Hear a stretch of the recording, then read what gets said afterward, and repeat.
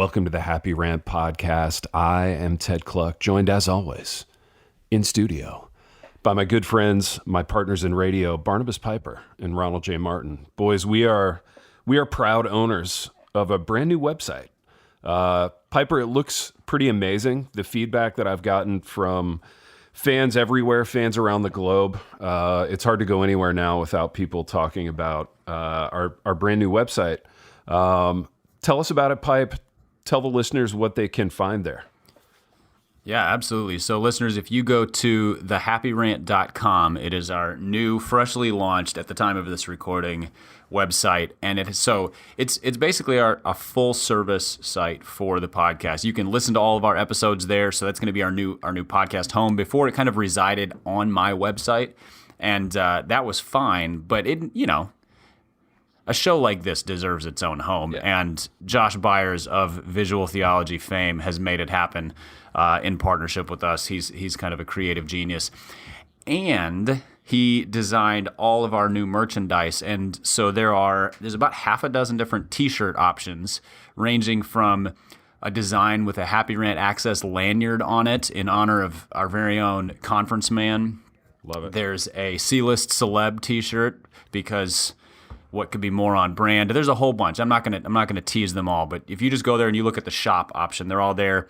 They're really high quality shirts, really nice, and all available for purchase now, just in time for getting yourself a little something for the holidays, or getting a gift for all those people who, they're just so hard to buy for. What do you get the person who has everything? Well, I promise you, they don't have a "You're So Money Baby" T-shirt, and so you can get that for them. Well said, Pipe. And I mentioned earlier, Josh of Visual Theology. As always, go check out Visual Theology. visualtheology.church/happy is where you can check out our discounts through that website, as well as all their books, their curriculum, their designs for T-shirts, posters, etc. It's a great resource for families, for youth pastors, college pastors, school teachers, etc. So again, visualtheology.church/happy. Check them out. Josh, who runs that, is the guy who built our site, and we're really excited to be partnering with him going forward. Dude, great Josh, too. Is he the best Josh in your life? Because far and away, he is in mine. Stand-up guy. I mean, I'm not trying to think of, are there better Joshes, because that would be mean to him. It's hard. I can't think of anybody who just surpasses him. I'm not related to any Joshes. I love more. Yeah, I mean, he's Josh McDowell, yeah. I mean, besides Josh McDowell, our Josh is just leagues above. Dude, is he in your life? Would you consider Josh McDowell as very much in your life? He was in my life actually for one weekend, which sounds weird, but this is a little bit of a story. My in-laws go to this. That sounds scandalous. Well, a weekend with Josh McDowell. Dude, no, it's just a weird Christian culture and Michigan culture thing where there's this kind of ritzy but also down homey resortish kind of thing on Lake Michigan.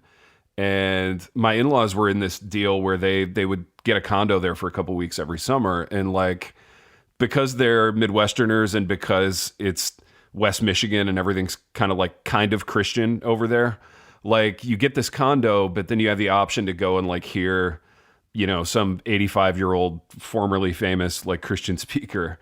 And it was Josh McDowell. Oh, man, I can't wait to be 85 and getting that gig. That sounds amazing. Oh, dude, absolutely. But McDowell, of course, I'm a C-list celeb, so I don't know that I'll make it. Dude, plenty of time, Pipe. Plenty of time. C-list celeb is my favorite. It's my favorite shirt on the new site, man. I really enjoy that one. But McDowell, my one memory of him was all these doddering old ladies fawning all over him, but him wearing these garish shirts.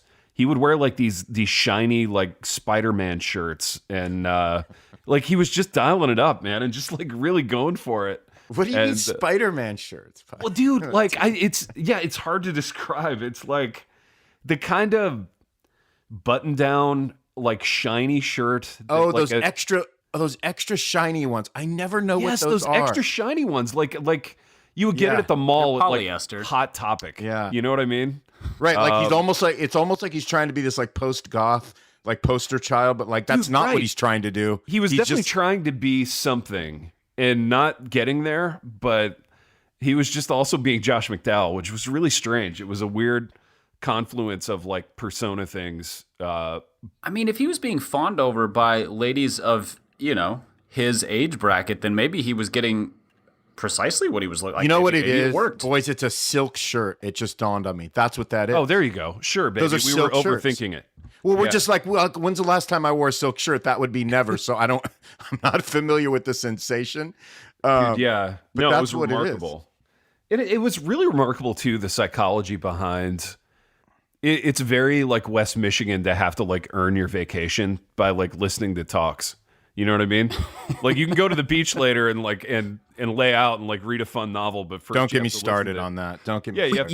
You know what the flip side of that is the number of times. So my dad has earned vacations by doing the speaking. Mm-hmm. So I mean, So Baptist. turnabout is fair play kind of So thing. Baptist. So like when I was in maybe my freshman or sophomore year in high school, maybe 8th grade, something like that. We got to stay at a house in Pensacola, Florida for a couple weeks because it was the pastor's house, but the pastor was away on vacation. I don't know what he was doing, speaking somewhere else. So my dad preached at the church a couple times so that we could have a house in Pensacola with access to the beach. And by access, I mean like 20-minute drive because it was the other side of Pensacola. Exactly. And while we were there, a hurricane came and a tree fell in the house and all that. But Great.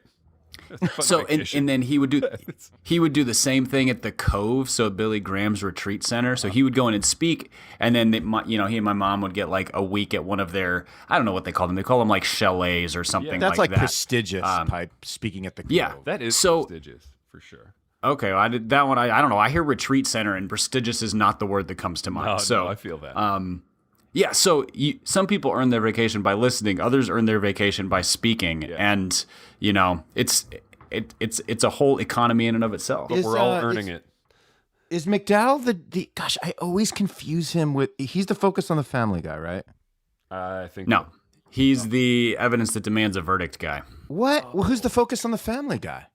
Dob. Well, McDowell might be associated with him now, but he was evidence that demands a verdict, and then all of that was his. I've never even heard of evidence that what you just said. It's an apologetics book. I think he was a journalist or something, and who came to Christ by trying to disprove Christ. No, hold on, And- hold on. Who's the focus on the Family guy? Because he would be known as that guy, not that. Hold on. Yeah. Wait, you talking about like the original guy? I don't know who's Like- like in the '80s when my parents were reading course Focus I'm on the Family blanking on it. magazine every week. Focus on the family. I'm typing loudly for the sake of our Is listeners. it Josh McDowell This for the is sake of Jared C. who gets angry about loud? James Dobson? Oh, sorry. So I always get probably because both their names start with a J. I always get him and Dobson. And they're men of a certain age. You know, old white guys all look the same. Josh McDowell and James Dobson. I don't have a better Josh or James in my life. Yeah, they're high end, dude. They're top level, man. Yeah, James Dobson, Josh McDowell, James McDonald, Jimmy Carter. So many silk all shirts, the same. just literally silk Yep, shirts, all the raining same. from Silk heaven. shirts unbuttoned down to the navel. Dude, we got to get a silk shirt on our website. Maybe McDowell would buy it. Well, maybe just have a T-shirt that says silk shirt. Dude, I love that actually. That's really We funny. could do. I mean, we could get Josh to do one of the ones that like it. You know, like the tuxedo shirts where the design of the silk shirt is actually over a T-shirt and it shows kind of like a paunchy, Dude, hairy yes. chest. I like that. in the middle, that kind of I thing. think Josh would be thrilled.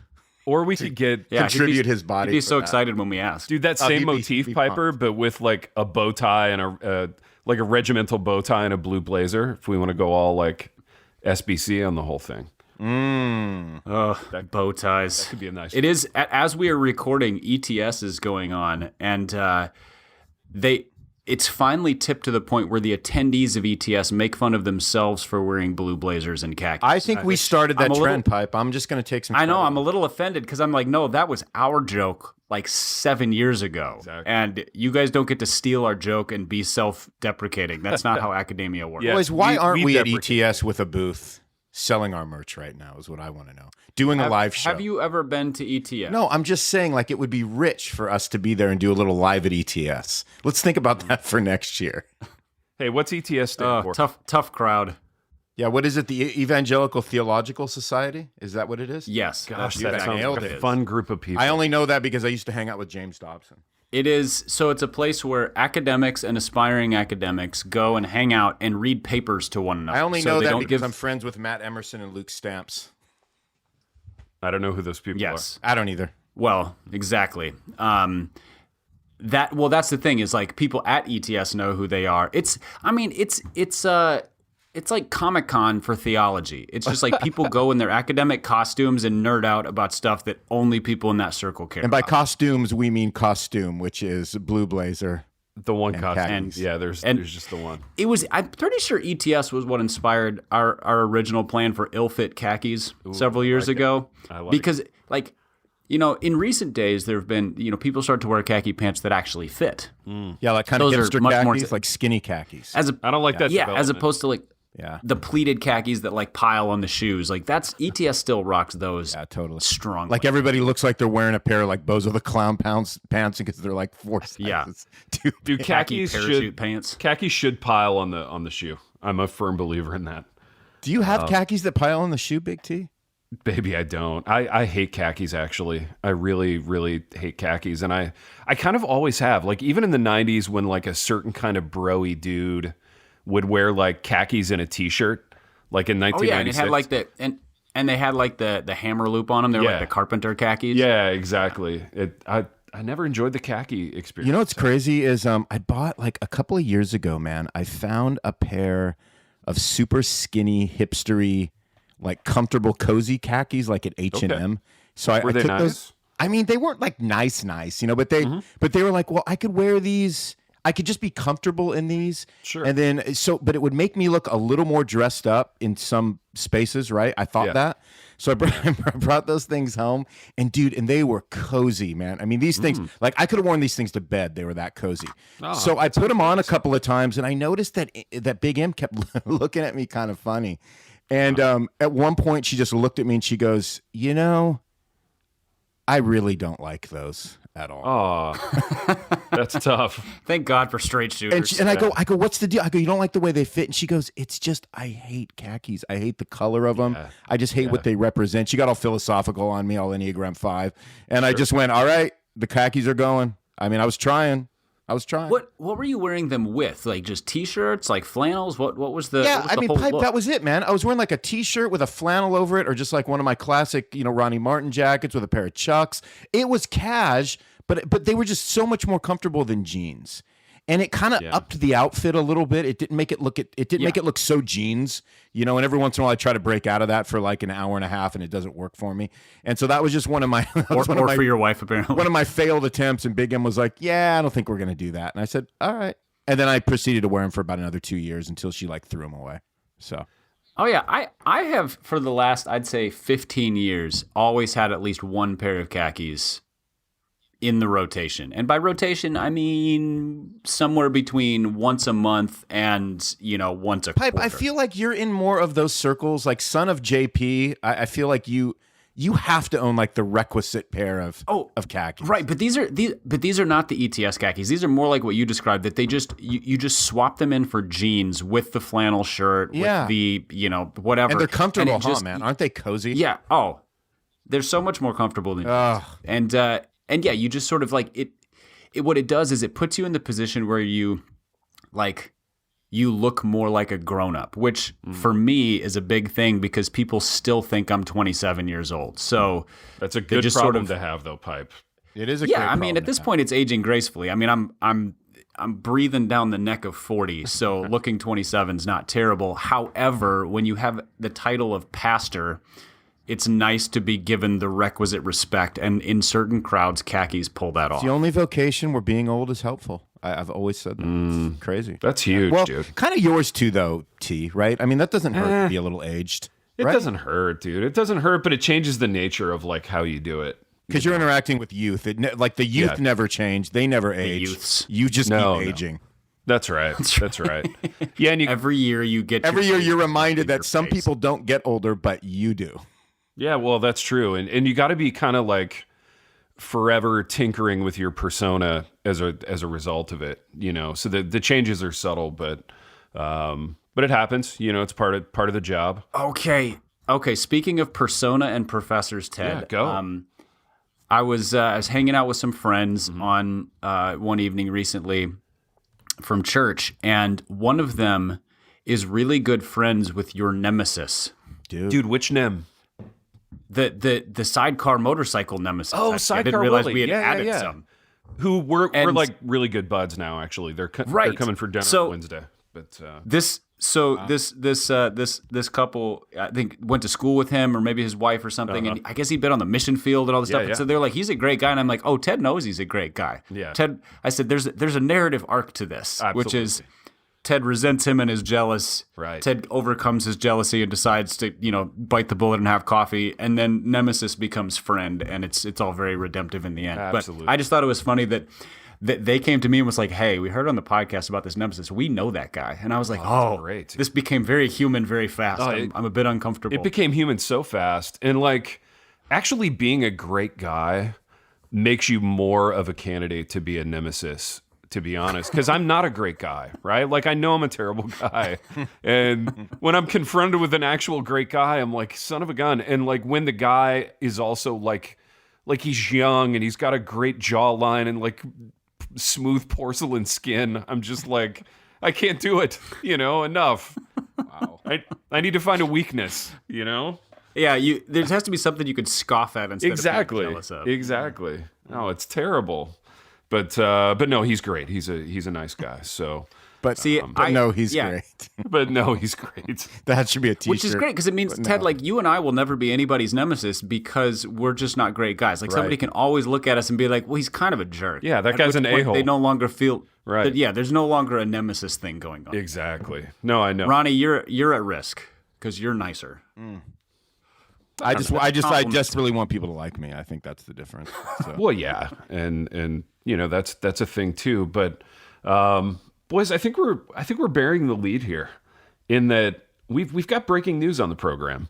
Our very own Barnabas Piper has entered the exciting, fast-paced world of Downton Abbey, and baby, Downton Abbey is something that you and I have been enjoying for a long time. We've probably enjoyed multiple viewings of Downton Abbey. Piper is making his first foray into it. So I just have some questions. I want to, Ronnie and I will kind of interview you on this, Pipe, if you're comfortable. Okay.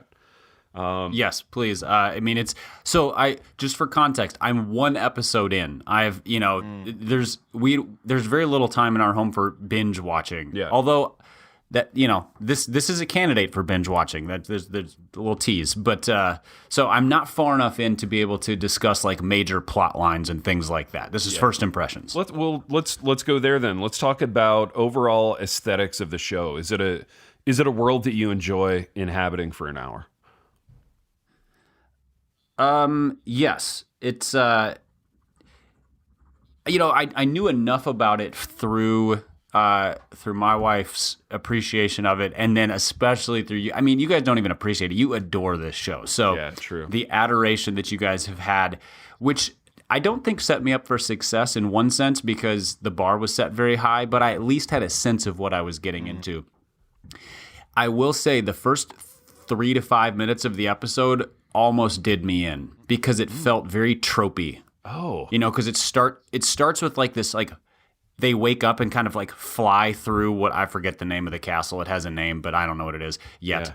Yeah. And it's sort of like it has a little bit of like a walk and talk, but like with soft classical music. And it felt like, they're overselling this thing. They're not letting me discover this world. They're like, look at these hallways and this grand ballroom and maids here and quick talking there. And I was like, I don't know if I could take this. Yeah. But it settled down really fast and it redeemed itself. Baby, what Downton Abbey character does Piper most remind you of? In his kind of he wants to control it. You know what I mean? He wants to control the experience. Yeah, I mean let me think about that. That's because I'm thinking of the early cast. Obviously, Pipe has only watched Ep 1, so I'm trying to think of who he would most be associated with. I'm thinking of downstairs and upstairs. Like, who do you think downstairs? T. Dude, downstairs, I think. Gosh.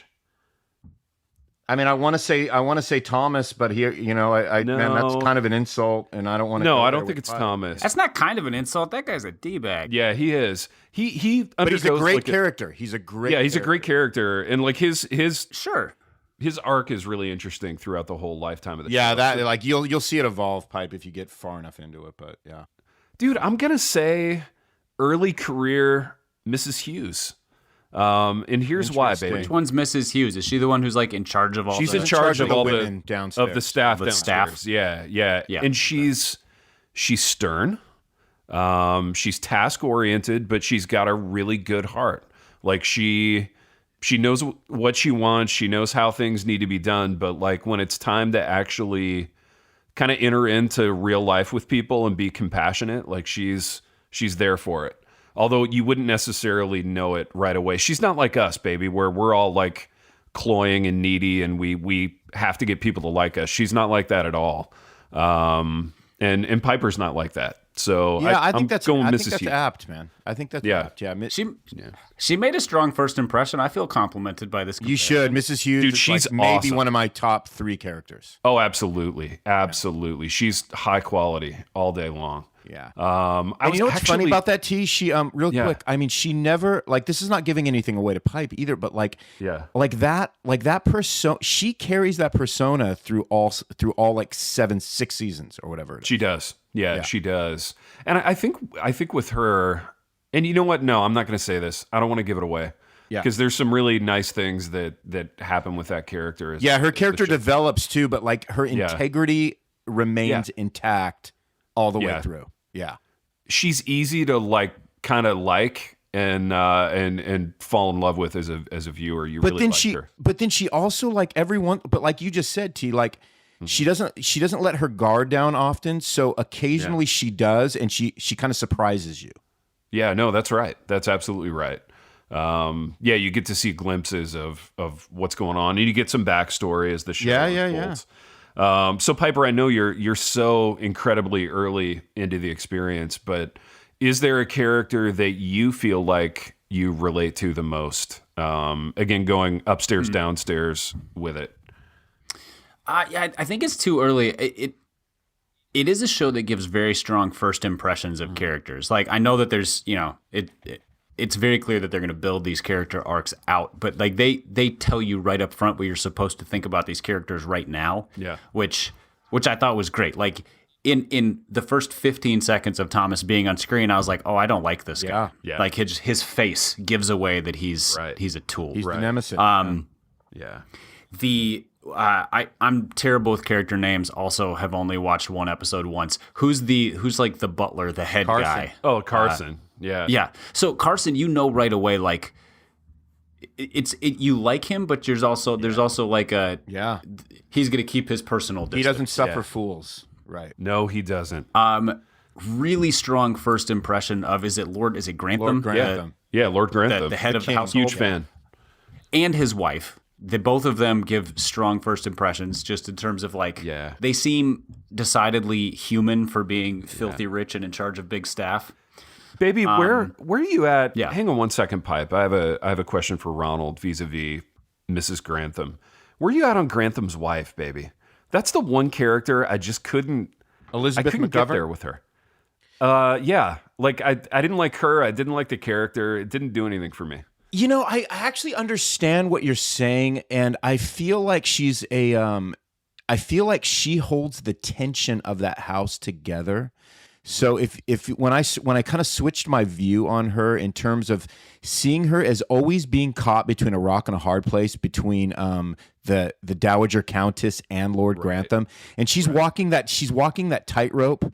Like the whole she's time. American, so she was a little bit of an outsider. She's a total outlier because she's American. And It took me half the episode to realize she didn't just suck at doing a British accent. yeah, she's American. And they don't give away like her background. You just hear her talk and you're like, that's terrible. Yeah. That's like when Kevin Costner did Robin Hood Men in Tights level bad. Like this is, and then they're like, that's no, she's actually from an American household. But I understand what you're saying, T. Like her character is like, she has moments where her character is really, I think it's really intriguing. But she's like a main character, but she's always kind of in the background of everything. But I feel like she's a glue character. She really is kind of a glue. Like you cannot imagine it without her, whether you like her. I mean, like that show doesn't exist without her. And you're not really building an episode around her. And when they do, they end up being like third tier eps. Like there's kind of 3 tiers of Downton Abbey eps. There's the ones that just rip from start to finish, and they're incredible. And then there's the ones in the middle. They're like a 5 or a 6. And then there's the bottom tier, which I would put the Downton Abbey movie as like a third tier ep, where you're just like, that was cool. That was a nice hour. I enjoyed being in the house. I enjoyed kind of strolling around the grounds with these people, but it didn't do anything for me. Yeah. And I feel like her eps are always kind of the third tier eps, to me. But yeah, no, I get that. I mean, I have no argument with that. Her character is, in some ways, it's endearing, because I feel like more than a lot of people, like, she has to put up with like, in other words, like, the pressure that's being placed on her constantly is what a lot of the other characters don't experience, and she handles it with a lot of grace, because I mean, dude, she is straddling all these different worlds to me. Yeah, no, that's right. That's right. Yeah, her and Lord Grantham, they really they share that, and they deal with stress together pretty well. I mean, with some notable exceptions, obviously, but yeah, fascinating. Piper, do you have a favorite daughter? So when you think about Mary, Sib, or Edith, like who's your favorite? They don't. None of them make no character depth in the first episode. So nothing to go on yet. So I'm reserving all judgment. There's one of them who's clearly more annoying than the others at this point. But even that is like, she's just picking at her sister. So maybe I'm just annoyed because that's what my kids do. And I'm like, she needs to shut up right now. But yeah, no judgments on them yet. It's more of a, like, I feel like each of them, they're kind of a blank slate right now. Yeah, no, for sure. And that'll get fleshed out as you move throughout the experience. Baby, anything? I think the weirdest thing about the first episode was that, so I'm, again, not great with all these actors' names, but so the suitor, or the one who they thought was a suitor for, is it Mary, the oldest daughter? Yeah, yeah. Who showed up is the same guy who plays Daredevil in the Netflix series. So that's the only thing I remember seeing him in, and he's a blind guy in that, obviously. Yeah. And so, again, the entire time he was on screen, I kept being thrown off by the fact that he was interacting with people as a seeing person as opposed to blind Daredevil. So it was a bit distracting. That's funny, man. That's really funny. Baby, I don't remember who the suitor was on Ep 1. What am I forgetting? I actually don't remember either. I was hoping you would remember. So he was like what was he? They're trying to figure out who everything falls to with the death of the heirs. And so this guy's a potential to, if he was to marry Mary. But that's he doesn't come until the second episode, Pipe. Did you watch the second ep? Baby, would that be like, there's one, would that be Evelyn Napier? There's one in the first ep. Maybe I watched 2 episodes. We're talking about Matthew, right? The blonde dude. Is he blonde? I don't think he's blonde. No. Who are we missing, T? I don't know. I'm thinking like, well, it was almost a quick plot point because he came in and then Lord Grantham had to make the decision of, what was it? How are they handling his wife's money? Is he going to try to separate that? Any of that stuff? And then when the suitor found out that wasn't the case and he couldn't just get the money, he dipped out and just bailed. Oh, was he kind of the snaky guy that kind of came in acting like he was? Oh, okay, yeah, that was such a minor point. Yeah, he was just trying to act like he was trying to show some compassion to the family for everything that happened, when in reality he was really after the money. And when he found out, just hunting the money. Yeah, that guy. I forget his name, but yeah, gosh, that was part of the whole. That was one of the first like big scandals. Yeah, that's all pre-Matthew. Yeah. So, and then at the risk of spoiling a plot line, the guy with the cane, is that Bates? Yes. Yeah, Bates, dude. I'm a huge Bates. Does he have a good character arc? Because I gotta really, I liked him right out of the gate. Dude, so I was like, okay, promising character. You'll love him. He goes through. I'll say this: he goes through a lot of ups and downs.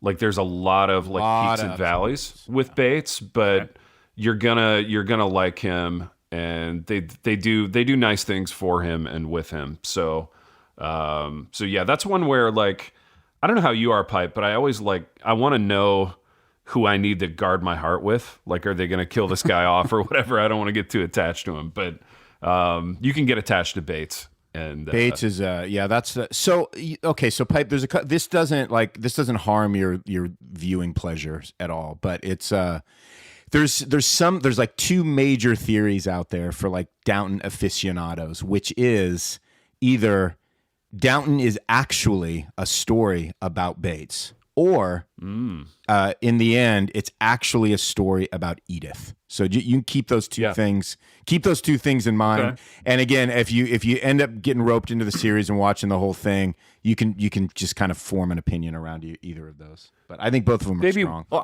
I think I'll see this one through. Like I don't think this is one that I'm going to tap out on. It's definitely a slow burn, but it's really well done. The character development is incredible. Yeah, it's incredible. Well, and as a British show, they don't do anything fast paced. So you just kind of settle in for it. Yeah. I do need to correct one thing that I think it's a correction. Either that or my memory just blows.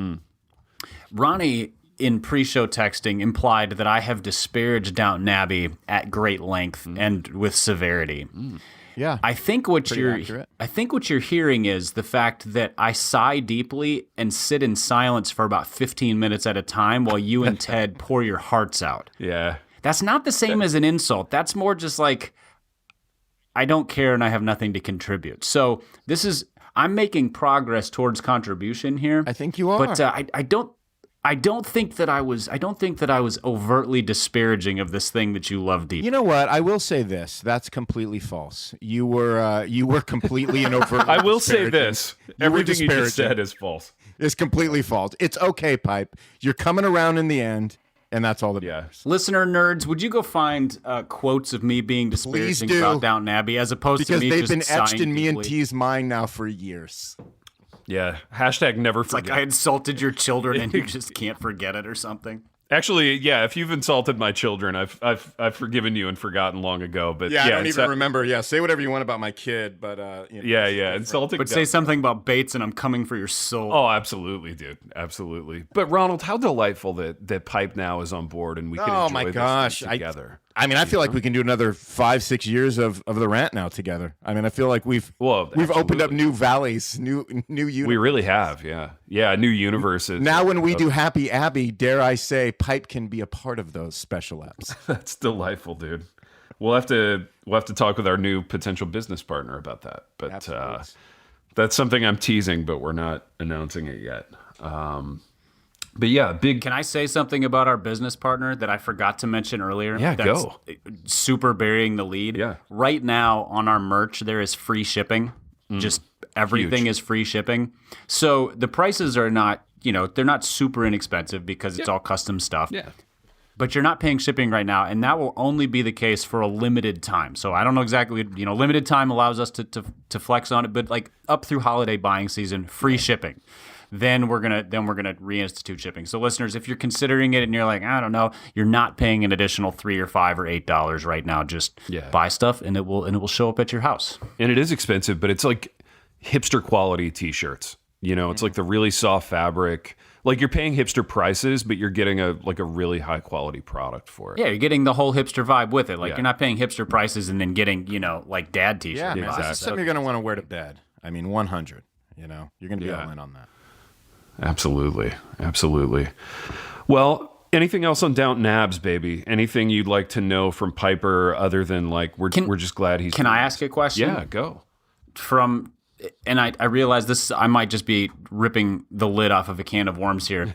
One viewing pointer for me to enhance my enjoyment going forward from you two, like utter appreciators. We're like Enneagram coaches, but for Downton Abbey. Yes. Yeah. Mm-hmm. Are you certified Abbey coaches? We are. Yeah. We've taken some courses and Can I see your certificate, please? Exactly. Mm-hmm. We're hosting a cohort. You can meet up with us on Zoom twice a month, Piper, and kind of talk through your Downton Abbey stuff. Baby, should we start a Downton cohort? I think we should start a cohort. I hate the word cohort. I actually hate it. We all it's do. Dumb. We all do. But baby, speaking of cohorts, no, I just hate it. I don't love hate it. I just hate it. How's your relationship with Jared C lately? I haven't heard you talk about him nearly enough. Are you guys on the rocks? Are you okay, or what's the Jared deal? Dude, no, it's pretty good, man. We're chatting pretty regularly, talking about what 22 is going to look like for our relationship, and making some plans accordingly. That's big. You got to do that. Yeah, you got to lay the groundwork there. We're laying a lot of groundwork for 22. Let me just put it to you. Do you feel like maybe the honeymoon's over though? Like there was a while where like every other word out of your mouth was Jared C, but but that's kind of cool. That's probably pushing it, but yeah, I mean, it's like any honeymoon. It can't last forever. I mean, yeah, right, yeah, nothing lasts forever. As a great man once said of a great band, nothing lasts forever. That's true. Anyone So can true. see. Yeah, that's right. That's so good. So, what one tip for Piper moving forward in the Downton Abbey realm? What do you have, baby? Oh man, what I would say is look at it. This is how I look at it, Downton. Maybe this will help you.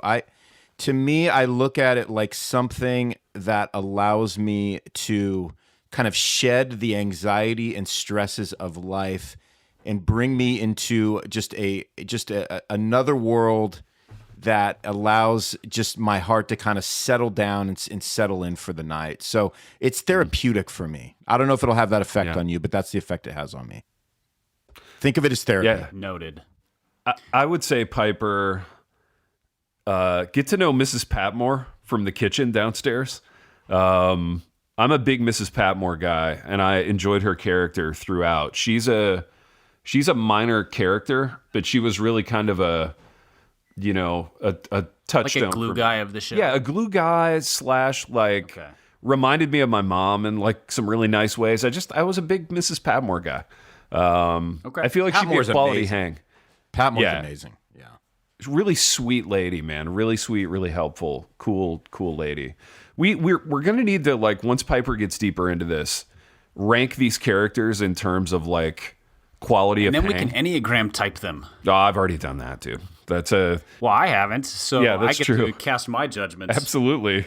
We just turned into like the John Mark Comer podcast, but with deeper voices and I was gonna say, speaking like we have convictions. exactly. I don't know. You guys tell me. Like, we're 36 minutes deep here. Do we want to wrap this one and do a Patreon, or we want to keep going with the other stuff, or where are we at? Why don't we land this plane and knock out a Patreon? Yeah, I like it. That's what I was thinking. Boys, we've done what we always do on this program, in that we've talked a little Josh McDowell and a little Downton Abbey and some other stuff too, and it was a nice time. Check out our new website, and it's happyrantpod.com. Is that it, Piper? It is. What is it? You can go to happyrantpodcast.com. Or no, it's thehappyrant.com. Thehappyrant.com. There we go. Glad we know Also, that, if you boys. just Google Happy Rant, it's going to show up. So, like, if you can't remember anything we've said, or if we said it wrong, there's an 80% chance of that. Yeah. You can just find it. It's there. Yeah, go get some merch. Enjoy some free shipping. Free shipping, yeah. It's a good time. And this has been a good time, boys. And until next time. The Happy Rant is brought to you by Resonate Recordings. If you go to resonaterecordings.com, you can see the full range of services they offer. So if you're considering starting a podcast, they are the ones we recommend going with. Again, go to resonaterecordings.com to see their prices, to connect with them and ask any questions, and to see what they can do to help you launch, edit, master, and improve your podcast. Again, go to resonaterecordings.com to see what they can do to help you launch and improve your podcast.